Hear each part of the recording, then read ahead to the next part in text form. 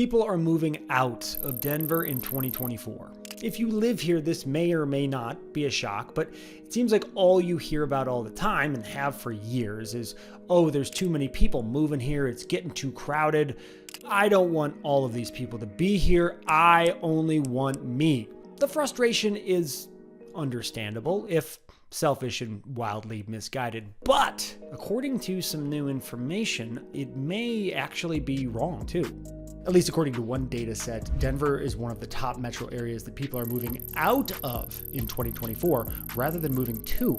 And I want to go through that in this video and show you how high it ranks on the move out list and what migration to Denver actually looks like right now and what the projections are for the future. And at the end, we're going to look at, well, if people are moving out of Denver, where in Colorado, if anywhere, are they moving to? And the answer there I found very surprising. And in case you don't know, I'm Sam Newman. I'm a Denver real estate agent. It's my goal to be your go-to guy for anything Denver real estate, buying, selling, just having a conversation. So if you have any needs in that area, would love to chat with you, work with a great team of folks, and think we could help you out. So where's this list coming from of top cities where people are moving out of in 2024? Well, it's coming from Pods. Yes, Pods, the moving company that always drops off things late, apparently, at least according to the people I talk to. Pods, if you're watching, that's just anecdotal. I'm sure you're great. And this may seem crazy on its face. What? We're listening to a moving company, a private enterprise? We're not taking census data? Well, number one, census data lags by a few years. And number two, yeah, I actually think this is pretty interesting. We're looking at a moving company who's publishing this lengthy and actually very helpful blog, which I will link to, and they're taking their own data about who's moving where, or at least whose stuff is moving where. That's a pretty good way to look at this. Literally, where are pods going from and where are they going to? It's just one company. Obviously, this is not a scientific study, but Pods is a fairly prevalent company in the moving game to the point where they're almost ubiquitous, at least in terms of this type of moving. So I think their data means something. And here it is. Where are people moving to in 2024? They say there's been a shift. Like I said, this is a lengthy and very helpful blog. It's very interesting. You should read the whole thing if you're interested in any of this. They go through and talk about the big trends. Okay, what's the big picture stuff? Where are people moving? That's where they start because they rank where people are moving from. But they also rank where people are moving to. And where people are moving to the most in 2024 is the Carolinas. They call it the Southern Appalachian region, North Carolina, South Carolina, Georgia, Alabama, Tennessee. What does this mean overall? And why these places? Well, according to Pods, it's a combination of things. But number one, weather. Number two, a little less expensive than some of the areas that people are moving from, and we'll get to that. Many of these places will have lower tax rates than some other places in America. And in terms of features, both geographic and cities, I guess, there's a lot of diversity in this region of the country, actually. You have mountains, you have beaches, you have kind of plains-ish areas, and you have cities. So you got rural areas, urban areas, kind of something for everybody. Interesting migration pattern, in my opinion. Okay, so let's look at the rankings. Top cities people are moving to. They rank it 1 through 20. We won't go through all 20 because we got to get to the bad too. We got to get to where Denver is, but let's take a look at this real quick. Number one, Myrtle Beach, South Carolina, Wilmington, North Carolina. Apparently that's one metro area because they're ranking it as one.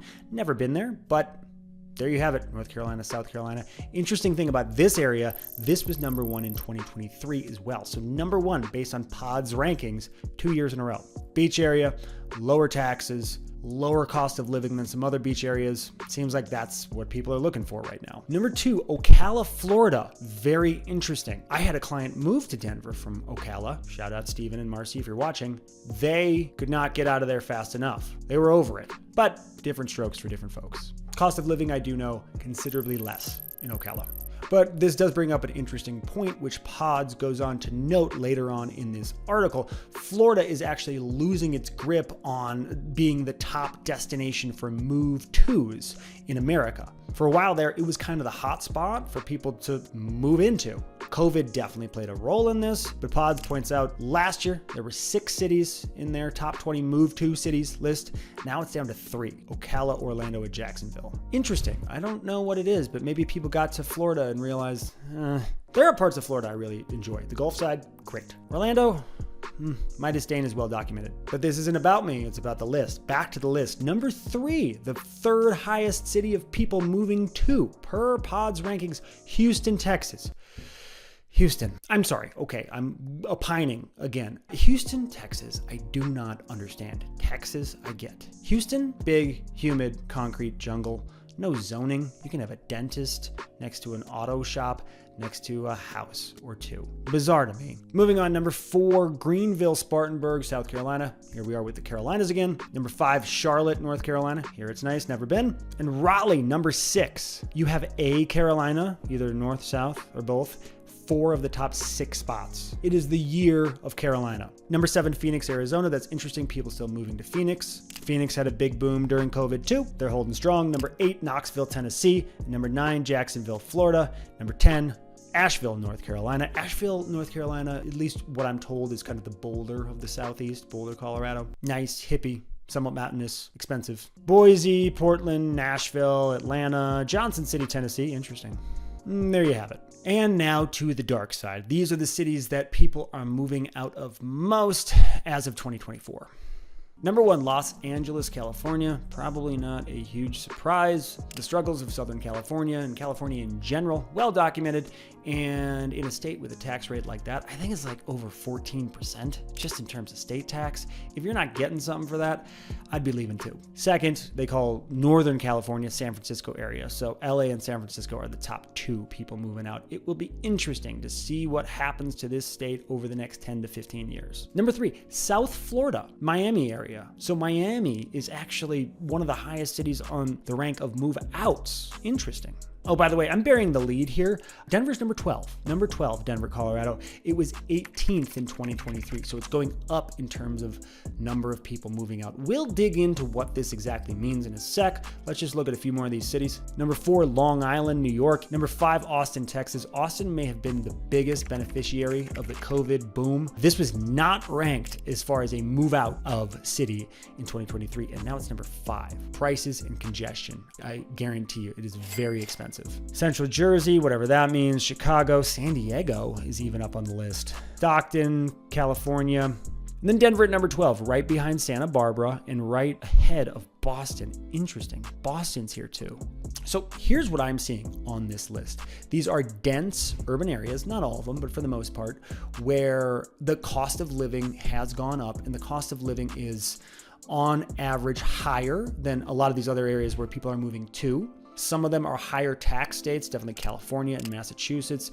Colorado, not so much. We're kind of in the middle. We're lower on property taxes. Income tax, we're right in the middle. But there seems to be an aversion to some of these more urban areas, at least more than we saw pre-COVID. And I do think the lingering effects of COVID have a lot to do with it. Of course, nobody's walking around with masks, or at least most people aren't social distancing anymore. But I think people got a taste of just what it feels like to live so crammed in. And a lot of people decided they didn't like it. They wanted more space, and they want to move to places where you can get more space for your money. And that's another thing with this list here.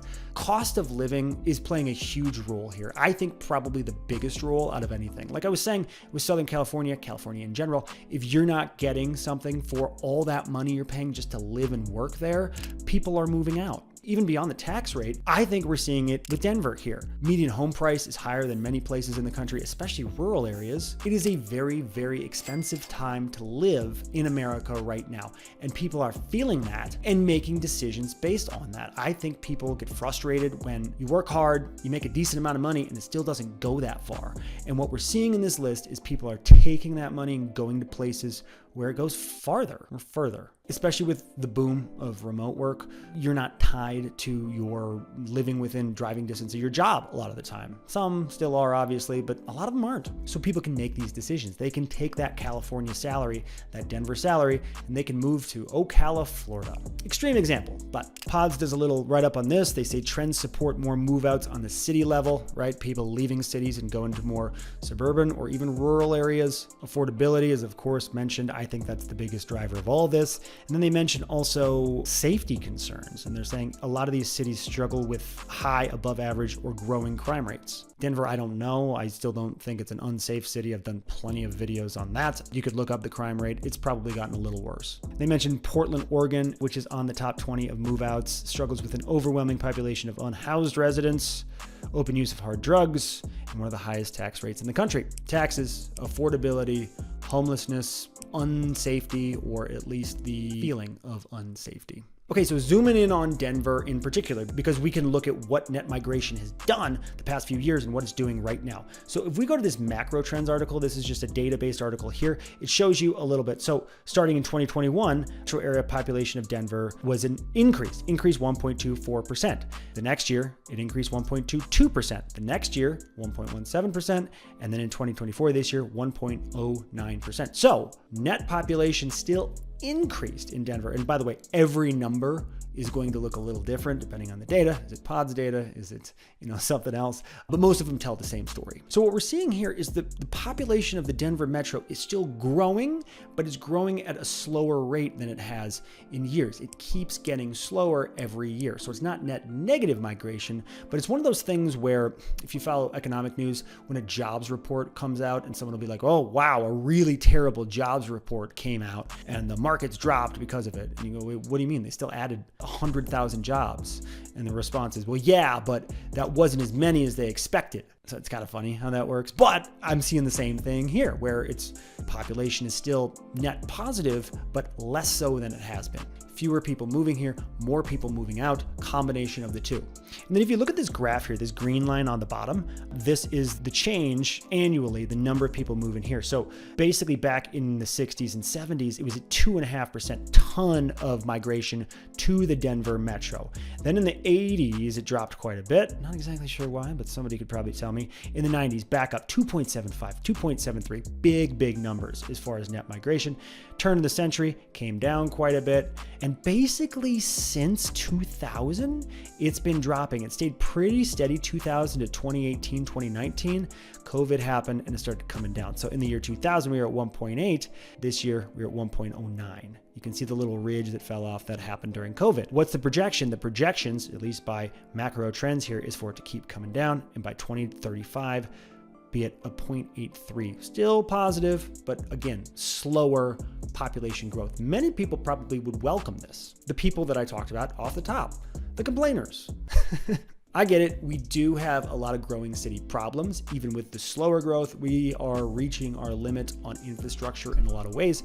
That needs to be addressed. I think it will be addressed eventually. Okay, so moving on to the other thing I was talking about. This is where we're talking about if people are moving out of Denver, where are they moving to in Colorado? And Axios Denver has a really good local site. They put together this awesome chart based on census data. So like I said, a little bit different of a data set here. It lags a little bit, but they're looking at the change of population from 2020 to 2023. Okay, so we don't have 2024 numbers yet, but they look at net migration by county. Super interesting. We see there are certain counties where people are moving out of, certain counties that are kind of flat, and then certain counties that are just getting a population boom. Let's take a look at where those are. So first of all, Denver's right here. It looks like Denver's over here, but that's Jefferson County. Jeffco down 1.2% from 2020 to 2023. Denver County basically flat, down 0.1%. So it is down, but they're making it gray, which means it's basically flat. Interesting. 2020 to 2023, basically flat migration net in Denver County. Arapahoe County, same thing, up 0.1, basically the same.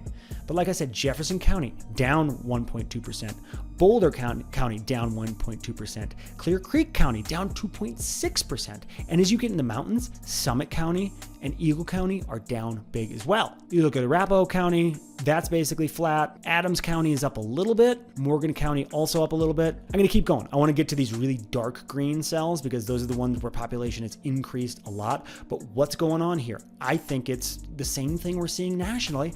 It's price. It's cost of living. Denver, Boulder's been unattainable for a while for most people. Eagle County, Summit County, those are some of the favorite places in the entire state of Colorado for people locally and nationally, and yet you're seeing net negative migration because people simply cannot afford it. Okay, then what are we seeing? South Metro, Douglas County, Castle Rock, and the like, up 6.5%. Elbert County up 9.9, almost 10%. Absolutely huge number change from 2020 to 2023.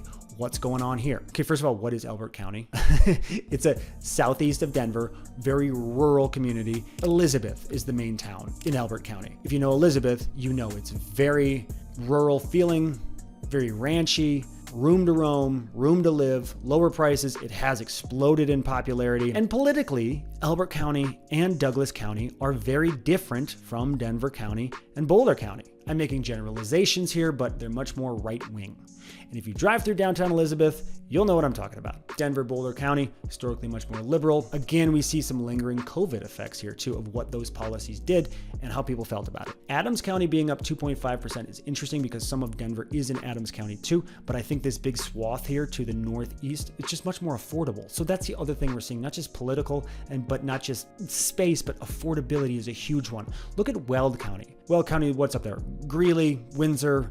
Listen, no shade at anything, but nothing to write home about, but still up 8.4% in migration. It's more affordable. Even Larimer County, which Fort Collins is in, is up 3%. Park County up 4%. That's big. If you've been to Bailey, you get it. More for your money there and a little more live free or die. And I'm comparing that to Jefferson County. Jefferson County has exploded in popularity. Evergreen, Conifer, those areas, those kind of foothills areas, but still net migration is down, and it's got to be because of that affordability issue. They've become very, very expensive versus Park County, much more affordable.